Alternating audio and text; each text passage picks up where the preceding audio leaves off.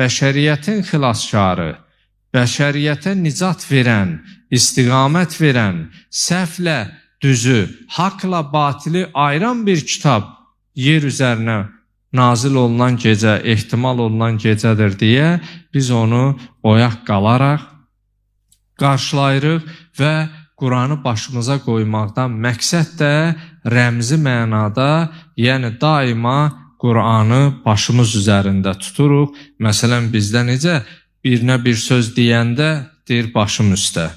Yəni, rəmzi mənada bu o mənanı ifadə edir ki, yəni bütün sözlərin, bütün mənə verdiyin tapşırıqlara mən hazıram.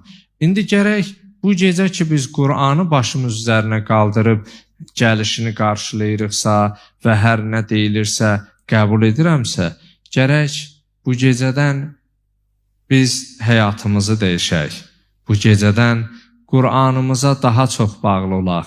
Quranımızı daha çox oxuyaq. Quranımızı oxuyub barəsində tədəbbür və təfəkkür edək. Quranı təkcə and kitabı kimi istifadə eləməyək.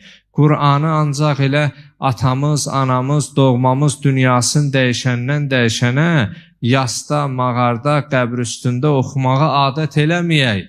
Adi günlərdə belə Quranımızı əlimizə alaq, Quranı oxuyaq və ayət-i şərifələrin barəsində təfəkkür edək. Quranı həyatımızda tətbiq edək. O zaman ömrümüz bərəkətli olar.